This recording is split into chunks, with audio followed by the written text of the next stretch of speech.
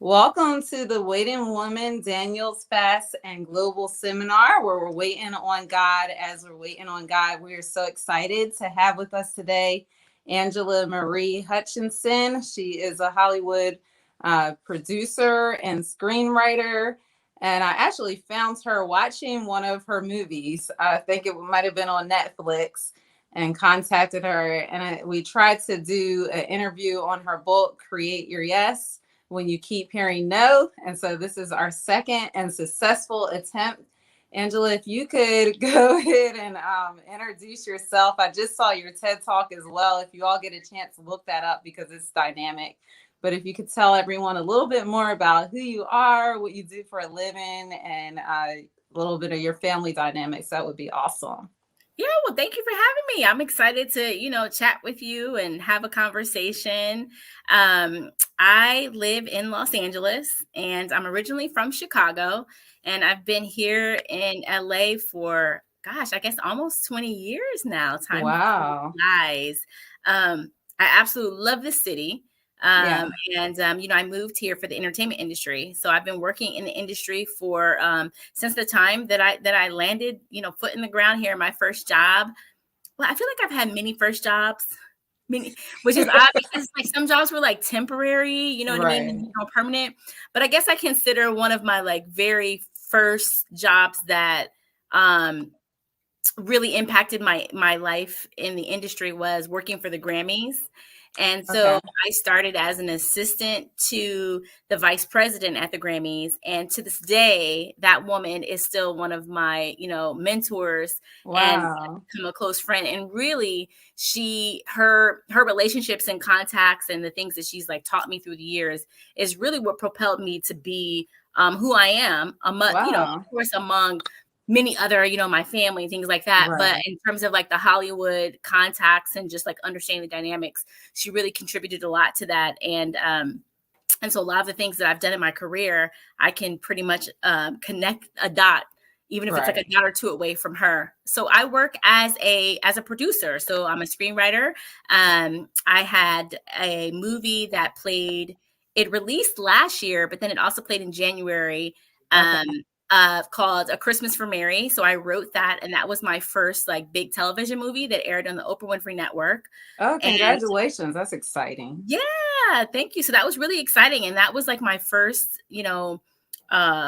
big break in the movie side. I mean, I Right. had, the movie that I think you had seen possibly, Hollywood Chaos. Hollywood. Yeah. Yeah, is a movie that I wrote and produced. So that was like my very first like taste into the business, raising the money and all of that. Wow. And since then I've cast many movies, I've produced some TV series, Hmm. um, and just doing a lot. I just finished up a project as a showrunner for which is basically like a producer, executive Okay. producer, but they're like the main producer, like Shonda Okay. Rhimes, right? Who oversees the entire budget of the show, who's hiring all the crew and things like that. And so I just wrapped on a Facebook Watch series. So I was a showrunner and director for that. Yeah. So, and I've have several Wow. published books. So I do a lot of different things: writer, producer. I'm a mom of 3 little kids, ages. Now, let me see. I have to always think. My kids are like, Look, I do the same thing. whenever I'm at the People doctor's look at me office. like, you don't know how Yeah. old And your they're kids like, are. what's And your I'm like, I birthday? really don't right now. Right? They're like, I'm like, what's your birthday? Is it October 3rd? Tell me the year. And they're like, you don't know my birthday? I'm like, I do, but I want to make sure because I'm right. I'm like, Right. I can't erase it. But they are 7, 11, and 13. Okay. And then I've been married for 18 years now, I believe. Okay. Yeah, and so that's my life. I'm an only child, and that is me in a nutshell in terms of like who I am. And Hmm. yeah. Wow, that's such a amazing story that you went there and all that has happened. But in 18 years, it's amazing to me as well as we talk about waiting on God and looking for your yes, and the processes that we go through. I would imagine that all that didn't just happen overnight. Like None there's of an it, not one evolution. single thing, not one. Everything was, like everything was definitely a a journey, that's for sure. And it Right. was easy, Right. especially because I didn't know anyone here. So when I moved to Right. LA, I didn't have, an aunt or uncle or anyone. I literally drove cross country by myself, was like, I'm going to make my dreams come true. Wow. At the time, I was a little naive. I didn't realize Mm. that it would take 10 years for the first big dream, the first part of the dream to sort of come into fruition. And I also didn't realize that I was going to be the one to have to do it. I thought that Right. I have this script and I'm going to, get it sold or, Right. and everything's just going to fall into place. I'm going to make all this money and that's how it goes. That is totally not how it went. And even to this day, it's always so funny when I see stories about people's success stories, and their journey is so much longer than what sort of like the media portrays. Right. So it's always interesting to see that. Right. And I'm finding the more I talk to different people in different sectors and businesses, and even in the church world, that really their career, especially if you talk to someone that has had a lifetime career, it has evolved so much over different time periods. And you think about stories like Tyler Perry. I love reading stories like that and how long it took and all the setbacks and all the reasons that you could just say, you know what, forget it. This just isn't meant to be. So I was going to ask you, what inspired you to write this book, Create Your Yes, when you keep telling no? And then, of course, the TED Talk that you did. I think you did the TED Talk first and then did the book I did the TED Talk first. And it's funny because what's interesting about that particular book is, so, as a writer, I've always had a lot of different ideas for books I wanted to write.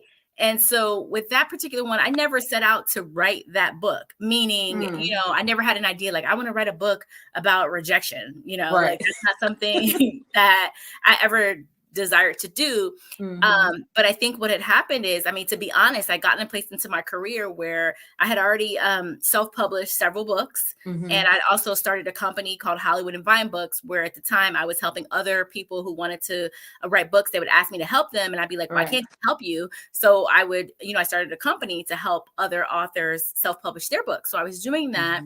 And I got into a place in my career where I felt like I had fulfilled a certain aspect of it. Like the ideas I had and visions I had came, I was able to bring them into fruition and self-publishing them.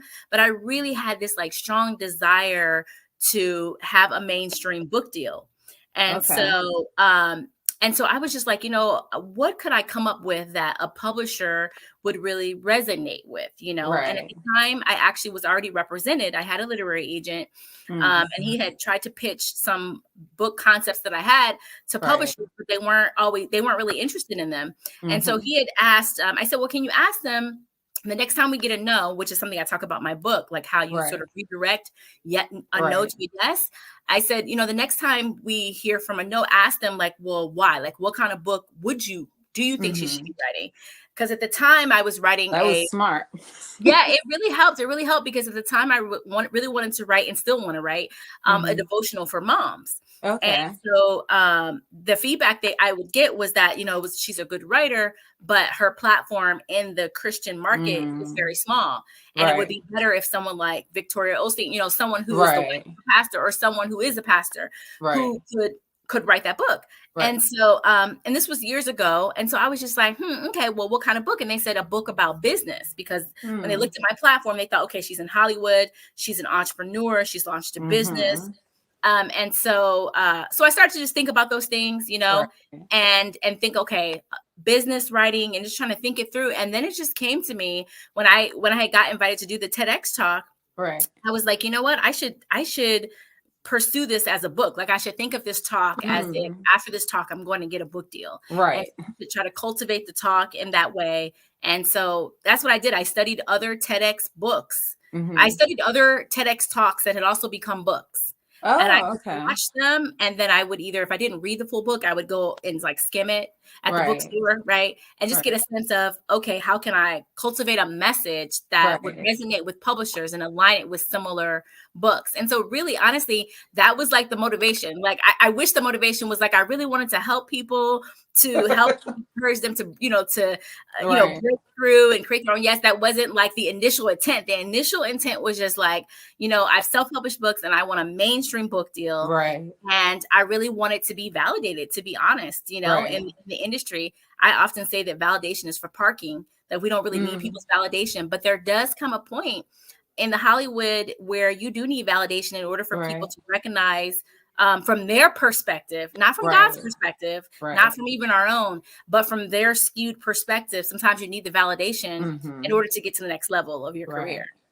Right. And the honest truth is, because I'm in the ministry world right now, is that it's similar in ministry as Is well. it? It is like, even right now we're in this whole process of seminary, and when you go to get a job, you need to have certain qualifications, right? Even in that world. So that is true that sometimes that yes is only going to come when you use a lot of wisdom, and you think it through, and you do your research, and you process it, and you make a smart decision. Like, let's be real, some of it's about being smart and making the right moves at the right time. And I think that was just so smart. Even with the TED Talk, you know that that's going to give you even more of a platform in that world. And then having the book right after that, I think that's genius.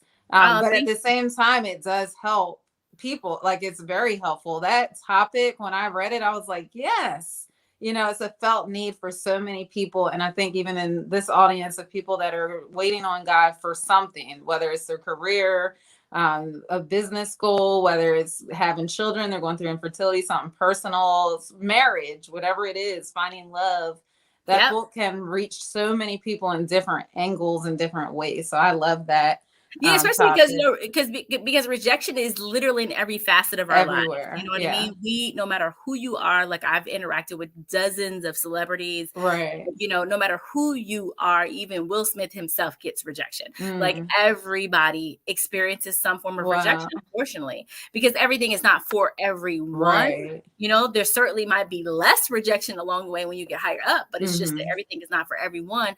And sometimes God has his own timing for things. So, So no matter how high up, like I saw you were a casting director at one point as well, there you still experience, you're still going to experience it. Like, it never completely fades away. I think I saw Tia Mowry recently did an interview where she talks about that process of getting jobs, and how yeah, people don't think about how long it took for her to get back into the to the industry. She industry, had to take a yeah. break and went and got a degree and everything. And she would go for certain roles. She said to this day she still takes acting classes. She went for a certain role, and it was like, no, you're not going to get that. Her sister got it, and she looked back like, well, that just wasn't for me. Yeah.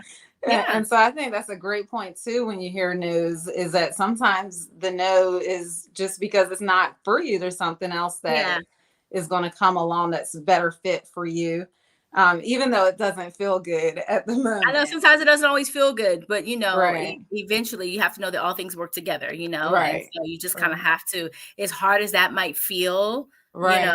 you have to just try to find ways to navigate that Mm. negative, rejection, and figure out ways to kind of, redirect it so Right. that it has a more positive impact in your life or Right. someone else's. Right. I think a lot of times, I've done a lot of talks around when I was doing my book signing. And I know one of the things Mm. is when it comes to, rejection, a lot of people get very stuck in like the fear. Like, it's just like, even the Mm-hmm. fear of being rejected is scary. Yeah. You know what I mean? Just the thought of someone saying no to you. Right. And then if you have to hear it repetitively and repetitively, Oh my goodness. it can be very difficult. And so one Yeah. of the tools that I use to kind of, put a little bit of a blinder on to kind of get to that Mm-hmm. yes is thinking about other people, and that Mm. if I allow the rejection to end my Right. dream, or to stop with me, then someone else may not benefit from it, right? Right. I mean, with iPhones or any technology, if the person who created that thing had stopped before getting to that, time Right. when the light bulb finally went off for them, like where would we be as a society? Mm. So like, even if something as small as like, if you have a business that you're trying to start, like what if one day, 10 years from now, your business is going to, like, you're going to have health insurance, right, for Mm. someone who allows them to basically get through cancer, financially speaking. And Wow. if you didn't have your business, maybe they wouldn't have a job. It kind of goes back to Right. It's a Wonderful Right. Life movie, right? Knowing that like you may be impacted, you may Right. be impacting someone's life in a greater way beyond Right. just the career path that you've chosen. It might be some other,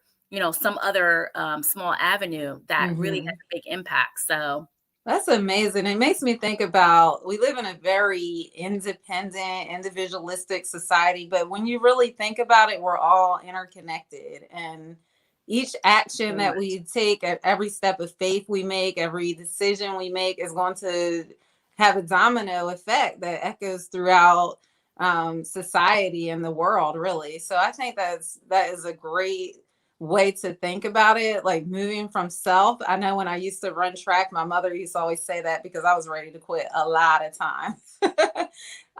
Just especially in cross country pre-season, it was very Hmm. hard, and you're not seeing any glory, you're not seeing any shine, no one's watching you go run all these extra miles, you're tired to get up early in the morning. And she would say, on the days where you just want to quit and you're thinking about yourself too much, you need to just go do something for somebody else. And it Yep. really did help to move from just thinking about myself and my own focus and what I wanted to do, and even think about that, what's the bigger picture? I'm here at this historically Black college getting an opportunity to be an example to so many other women that would come Absolutely. behind me. So I think that does help to put yourself in a bigger picture, connect yourself with the dots with other people, and even Hmm. think about the people behind you that are looking up to you, or Yeah. even your peers that are looking at you for inspiration. You never know who's watching you. You never know. And in this, and also in this world too that we live in with like social media, I know a lot of times Right. people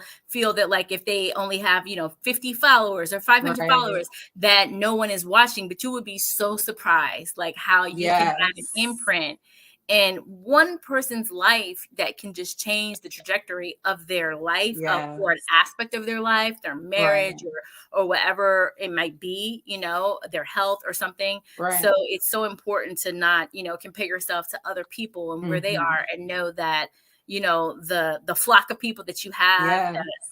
that you may not even realize are watching you Hmm. are. And so to just keep going forward with what, vision or what's inside of Right. you, and making sure you put that out into the world because we need it.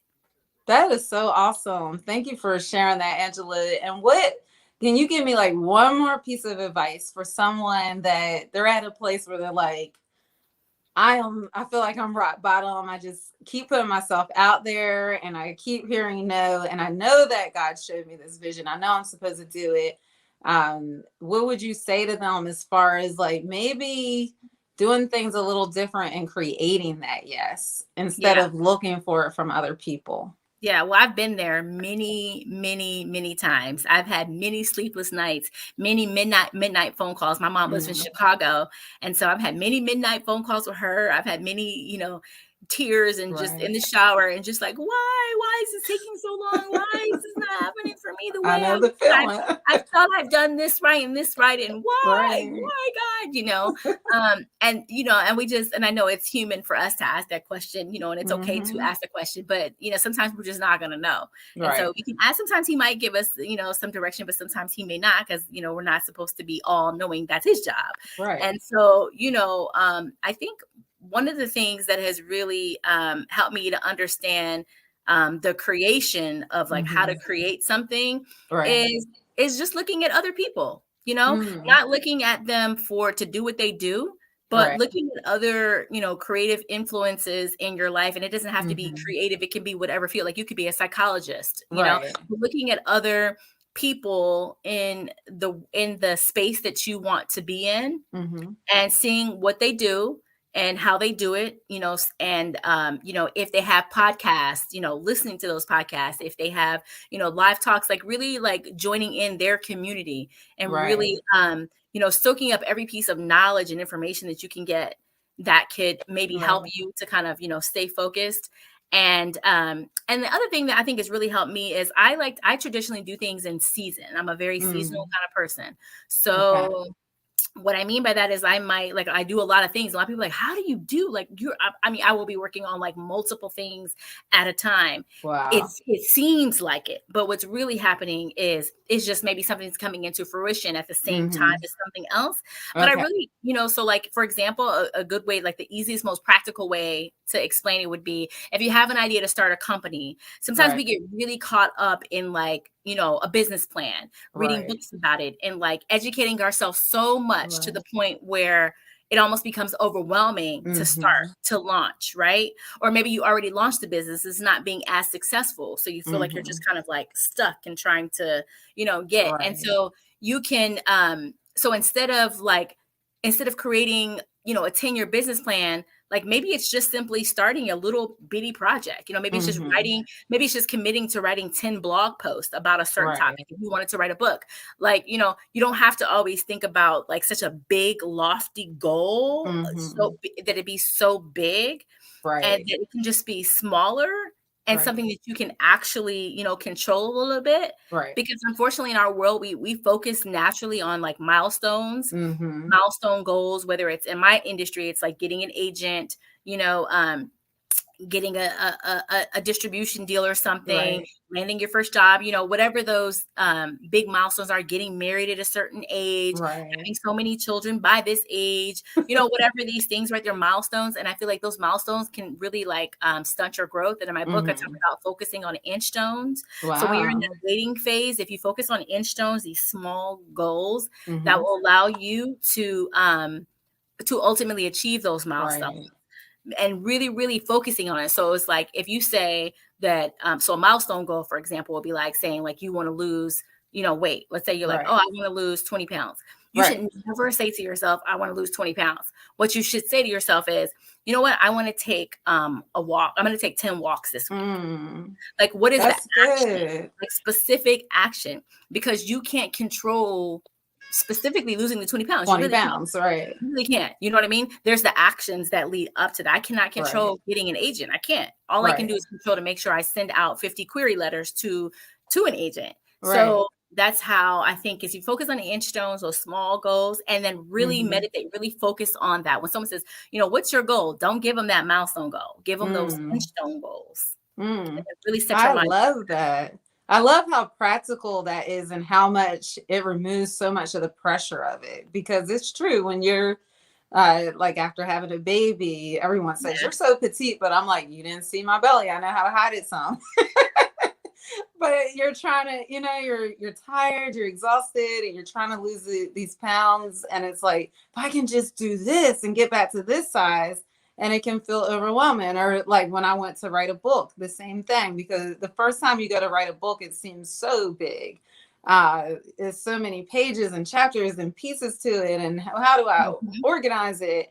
And when I think back at my story, other people's journey, that have finally accomplished their goals, it's true. It was really one little step at a time, one victory at a time. And I love also to celebrate each victory, even the little Yes. tiny victories Oh, that absolutely. That's may my seem favorite like too. they're not that big of a deal, because that's really how you got there. It's through that Yep. discipline to take that one walk and then get up the next day and try to make it fun, try to make it exciting. And No, I that's think that's most so of true. life.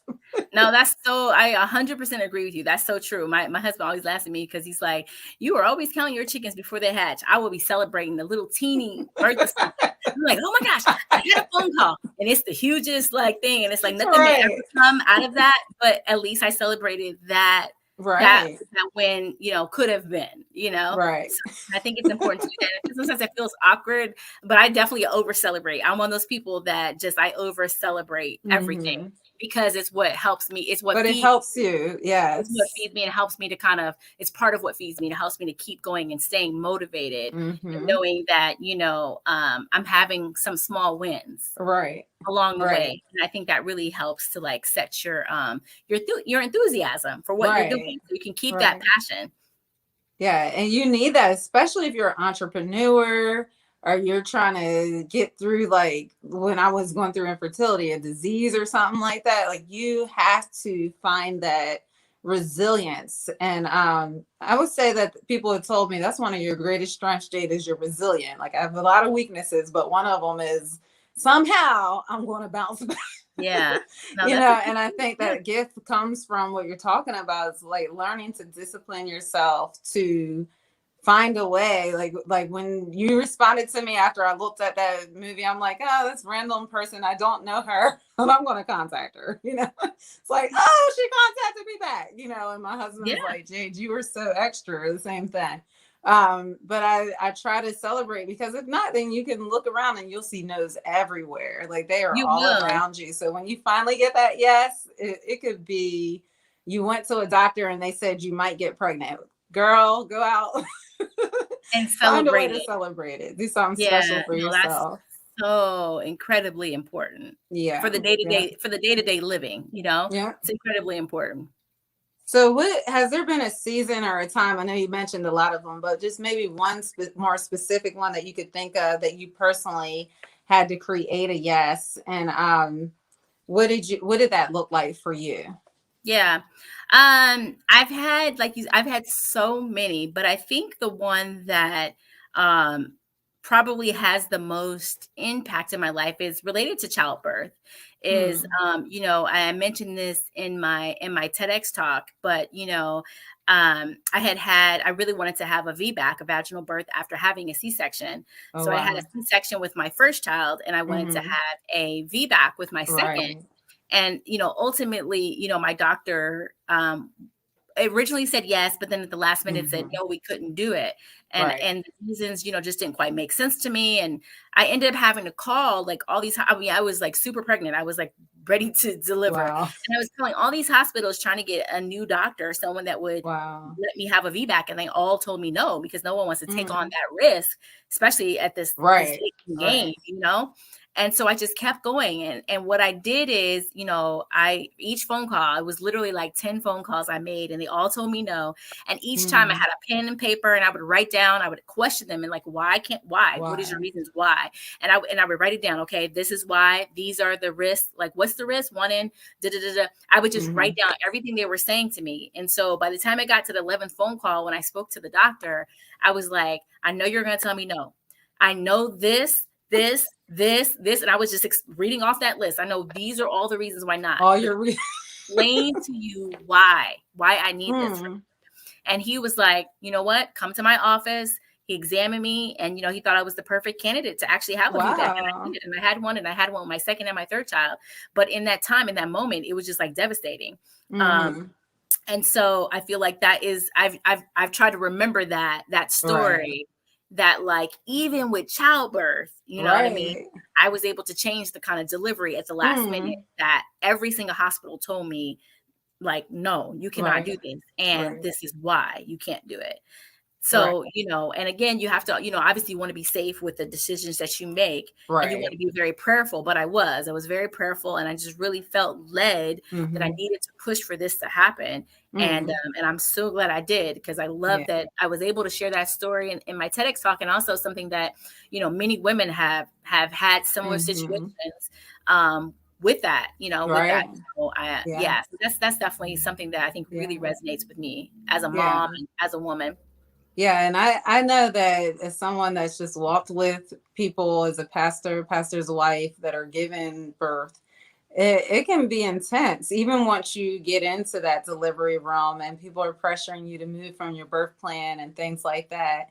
I love the aspect of this that I love, especially for the people that are watching this. Mainly, most of you are probably believers, possibly consider yourself Christians, but you're people of faith. When you listen to this, a lot of times I think we don't realize our dreams and our goals fully because we don't create yeses. Like, we get afraid that if we create too much, if we push too much, if we get involved in the process too much, we're taking God's hand, like we're playing God. And I think that this talk, what I pull out of it the most is that there are times where God wants you to co-labor and to be a part of that creation process. We're made in God's image. We get the opportunity to create. And that's what I love about creatives. That's what I love about Hollywood. That's what I love about the music industry. All Mhm, these areas, artists, is that you're literally seeing like an aspect of God's beauty through mhm, all these different forms. And absolutely. you get to be a part of that process of seeing that manifest, whatever it is, the goal, the dream of your heart. Some of that God has put there, but the reality, this is real talk, is it doesn't always just happen. Yeah, It doesn't that's always true. just happen. I In my book, Silhouettes of Promise, I talk about a similar thing. I go through 12 phases of challenges when you're trying to attain a promise. And one of them I talk about is becoming promise sick. Like you just get so sick of the promise because it's just like, man, Yeah. I've had this promise presented to me so many times and it's just not happening. And I share very vulnerably about all the times that I had to do the same thing, just keep coming over and over, go to different doctors, different people until I saw it happen. After 12 years of infertility, it finally did, but it didn't just happen. There were times where I had to co-labor You and had put to in the do work and something. do my own research that doctors just sometimes didn't see. Yeah. So I love this talk. I encourage everyone, go look. I'll post it in our group chat. I'll post it in Zoom and everywhere. Create your yes when you keep hearing no by Angela Marie Hutchinson. I thank you so much for this time. Thank It you. has been beautiful, and I'm so happy we finally did I it know, me too. without Yay. any glitches or internet problems. I want Absolutely. to I'm close glad. out by saying thank you, everyone, for joining us for this 7th year of this fast. And now it's a global seminar as well. We're going to be women that are watchwomen on the wall, believe in God, not just for ourselves, but our communities and families. For whatever you have in your heart, I pray that the Lord will bless you with it in God's time and in God's own way. Thank you again, Angela. And we'll be Amen. back tomorrow with another interview or talk that will inspire you to keep pressing into the dreams as you wait on God.